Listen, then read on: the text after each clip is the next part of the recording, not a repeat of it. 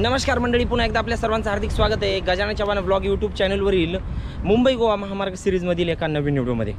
मंडळी, लांजा ते पालीपर्यंतचं काम याची अपडेट मागील व्हिडिओमध्ये ज्यांनी पाहिली नसेल तो व्हिडिओ आपल्या डिस्क्रिप्शनमध्ये दिलेला आहे, तो व्हिडिओ नक्की चेक करा। आता आपण येऊन पोहोचलेलो आहोत नॅशनल हायवे 166, नॅशनल हायवे 66। असं का? कारण की हे हायवे जे आहेत दोन्ही पण ते याचं संयुक्तरित्या आपल्याला पाहायला मिळेल की पालीपासून ते इकडल्या दिशेला रत्नागिरीच्या दिशेला जे हातकंबा नावाचं गाव आहे, या गावाच्या हद्दीपर्यंत आपल्याला हे दोन्ही महामार्ग एकत्रित काम सुरू असलेले या पाहायला मिळत आहे। म्हणजेच या दिशेला रत्नागिरी आणि या दिशेला कोल्हापूर सोलापूरहून हा रत्नागिरी कोल्हापूर मार्ग सोलापूर मार्ग येतो आणि तोच मार्ग जो की या दिशेला इकडल्या आपल्याला पुढे पाहायचं जाऊन की इकडून हा महामार्ग पुढे गेल्यानंतर हातखंब्यावरून राईटला जातो, म्हणजे मुंबईच्या दिशेने सरळ जातो रत्नागिरीकडे। आणि इकडल्या दिशेने जर पाहिलं तर इथं आपल्याला पाली गावाच्या हद्दीमध्ये राईटला जातो इकडे खाली म्हणजे गोव्याकडे आणि सरळ जातो कोल्हापूरकडे। तर अशा पद्धतीनं जवळपास हे 15-16 किलोमीटर अंतराचं जे डिस्टन्स असेल, म्हणजेच पालीपासून ते हातखंबापर्यंतचं ह्या कामाची अपडेट आपण या व्हिडिओमध्ये पाहणार आहोत। चला तर मग सुरुवात करूया आजच्या व्हिडिओला। अद्याप जर आपण आपल्या चॅनलला सबस्क्राईब केलं नसेल, सबस्क्राईब करा आणि व्हिडिओ संपूर्ण पहा, लाईक जरूर करा। त्याच व्यतिरिक्त दुसरं एक चॅनल आपलं नेहमीप्रमाणे सांगतो की त्या पण चॅनलला GCV टुरिझम नावाच्या चॅनलला पण सबस्क्राईब करा आणि ट्रॅव्हल या ठिकाणी जे फ्लॅश केलेलं आहे नक्कीच आपल्याला फायनान्स सपोर्ट करू शकता। चला तर मग सुरुवात करूया आजच्या व्हिडिओला। तर मित्रांनो, हा आहे मुंबई गोवा हायवे आणि रत्नागिरी कोल्हापूर सोलापूर हायवे यांचा कनेक्ट होणारा टी पॉइंट। या दिशेने हा हायवे गोव्याच्या दिशेने म्हणजेच लांजाच्या दिशेने येतो।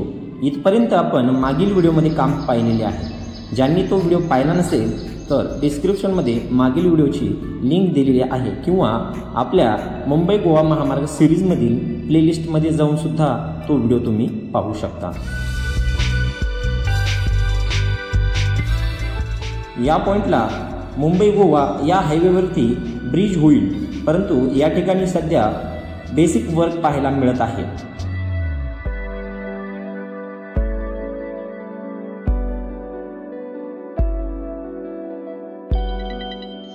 या दिशेला हा हायवे कोल्हापूरकडे जातो आणि इथपर्यंत या हायवेचे दोन्ही साईडचे PQC वर्क पूर्ण झालेले पाहायला मिळत आहे। इथून पुढे येणारा या हायवेचा आंबा घाटातील भाग याचे काम सुद्धा आपण आपल्या चॅनलवरती लवकरच घेऊन येणार आहोत।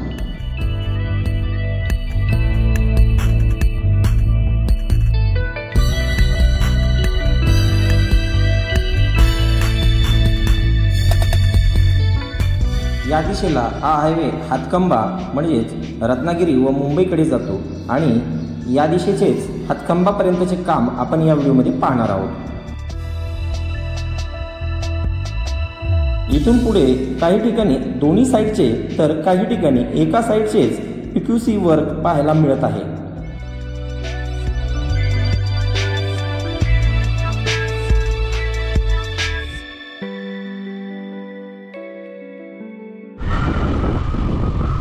तर मंडळी, पालीपासून आपण प्रवासाला सुरुवात केलेली आहे।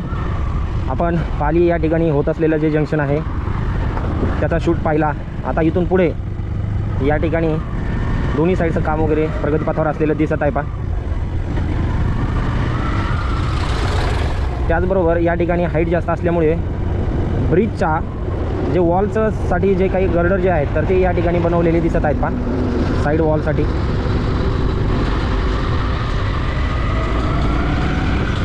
काम दोन्ही साईडचं पूर्ण झालेलं आहे। त्याचबरोबर सेंटरला जे वृक्षारोपण वगैरे होणार आहे, डिवायडरचं काम पण आपल्याला पूर्ण झालेलं दिसते पा। माती वगैरे टाकलेली, वृक्षारोपण वगैरे होईल। चला आता आपण प्रवास पुढील दिशेने करूया। काम कुठपर्यंत झालेलं आहे हे पाहूया।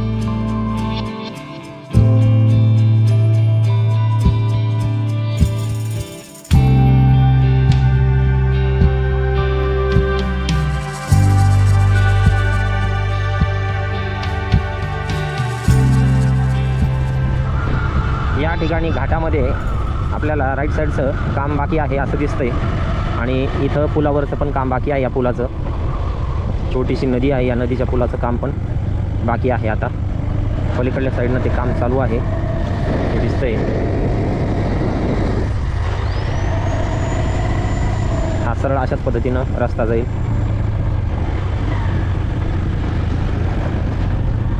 PWD मार्फत बऱ्याचशा सूचना या ठिकाणी लावलेले आहेत, सूचना फलक. मोबाईलवरती म्हणजे ट्रॅव्हल करताना बोलू नका. त्याचबरोबर बऱ्याचशा सूचना आहेत. ड्रिंक करून दारू पिऊन गाडी चालवू नका आणि मोटरसायकलवाल्यांना विना हेल्मेट प्रवास करू नका. थांबा, हेल्मेट घाला, जीव वाचवा. ओके, या ठिकाणी आपण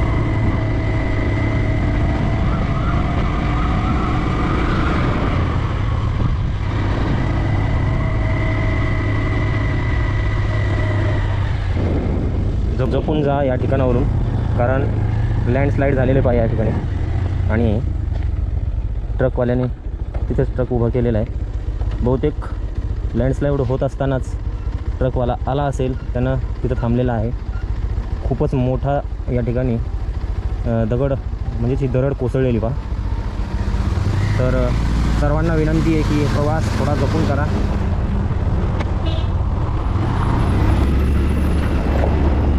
आणि इथं सुद्धा हा जो वळणाचा भाग जो आहे तो कमी होऊन असा सरळ इथून महामार्ग जाणार आहे पहा अशा पद्धतीने. इथं सुद्धा या ठिकाणी डोंगर कोरलेला आहे.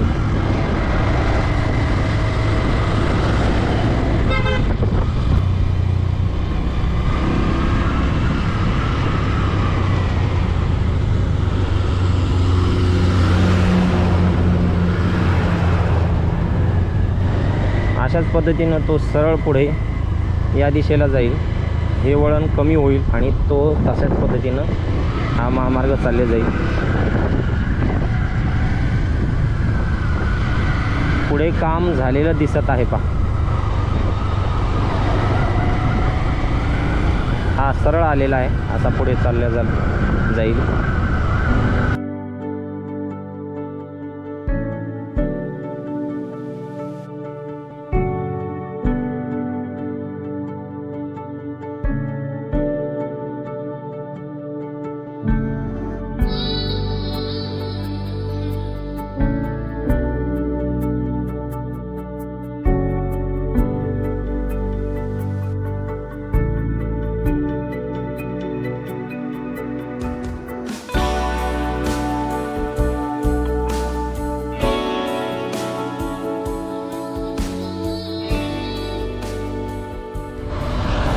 आणि मंडळी फायनली आपण येऊन पोहोचलेलो आहोत हातखंबा या ठिकाणी. या दिशेने तो महामार्ग जातो आहे आणि हा थोडासा आतमधून गावामधून रस्ता जातो. पलीकडे आपल्याला पुढे लागणारच आहे तो.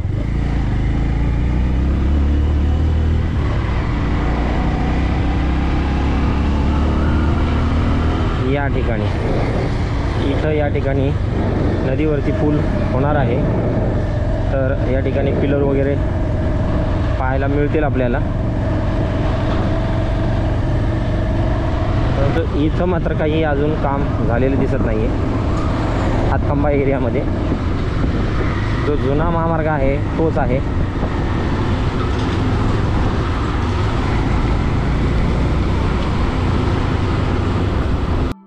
तर मंडळी, नॅशनल हायवे 166 किंवा 66 या नॅशनल हायवेचे काम या दिशेने पालीवरून आपण पाहत आलेलो आहोत. आता आपण येऊन पोहोचलेलो आहोत हातखंबा या गावाच्या हद्दीमध्ये.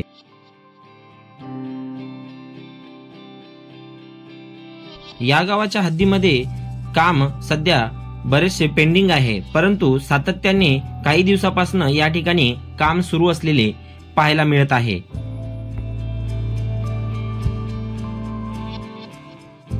या गाव हद्दीतील नदीवरील होणाऱ्या ब्रिजसाठी पिलर वर्क बरेच दिवसापासून किंवा बरेच वर्षापासून पूर्ण झालेले असून यावरती गर्डर लॉन्चिंगचे काम अद्यापही बाकी आहे आणि इथून पुढे बऱ्याचशा अंशी काम आपल्याला या टी पॉइंट पर्यंत एका साइडचे पूर्ण झालेले दिसत आहे.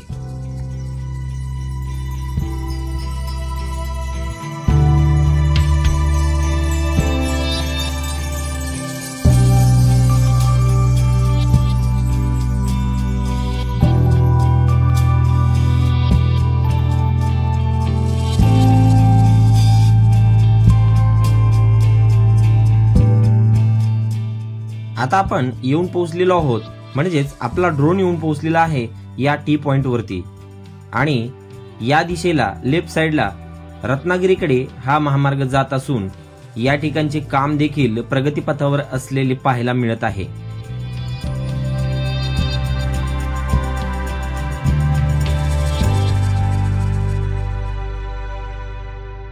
याच टी पॉइंट वरून नॅशनल हायवे 66 व नॅशनल हायवे 166 हे दोन वेगळ्या दिशेने जातात. या दिशेने हा मुंबई गोवा महामार्ग मुंबई संगमेश्वरकडे जातो. इथून पुढील काम आपण पुढच्या व्हिडिओमध्ये पाहणार आहोत.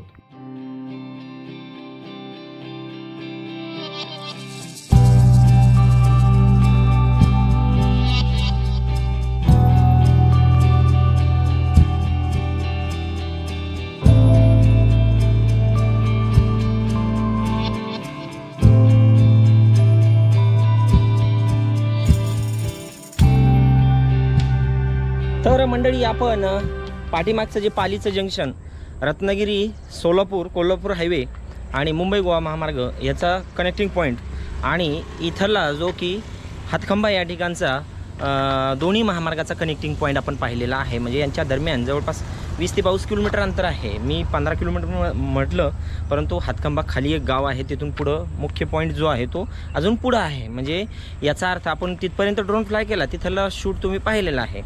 आणि सांगायचं तात्पर्य की हे 20 किलोमीटर जवळपास अंतराचं काम जे आहे तर बऱ्याचशा अंशी पूर्ण झालेलं आहे. थोड्याफार प्रमाणात आहे, बाकी ते लवकरात लवकर होऊ शकतं. हे तुम्ही व्हिडिओ मार्फत अंदाजही लावू शकता. हा व्हिडिओ तुम्हाला कसा वाटला? आवडला नक्कीच असेल. चॅनलला सबस्क्राईब केलं नसेल सबस्क्राईब करा आणि अद्याप जर हा व्हिडिओला लाईक करायचं विसरला असाल तर लाईक पण करा. जो दुसरं चॅनल यूट्यूबवर आहे GCV टुरिझम, त्या चॅनलला सुद्धा नक्की सबस्क्राईब करा. ते चॅनल कुठं मिळेल? डिस्क्रिप्शनमध्ये. चला तर मग पुन्हा भेटूया पुढच्या व्हिडिओमध्ये. पुढचा व्हिडिओ शक्य झालं तर येऊ पण शकतो, कारण पावसामुळं खूप परेशानी होते मित्रांनो. कारण की आपण जसं ड्रोन उडवायला सुरुवात करतो की धो धो धो धो धो पाऊस सुरू होतो, मग ड्रोन मागं घ्यावा लागतो बोलायला. आज पुढच्या व्हिडिओमध्ये भेटूया. तोपर्यंत या ठिकाणी थांबूया. जर आपल्याला इथपर्यंत प्रवास करायला ज्यांना वाटतं की ट्रॅव्हलिंग सपोर्ट करणं आवश्यक आहे तर लिंक दिलेली आहे, नक्कीच ट्रॅव्हल सपोर्ट करा. जय हिंद, जय महाराष्ट्र, जय शिवराय.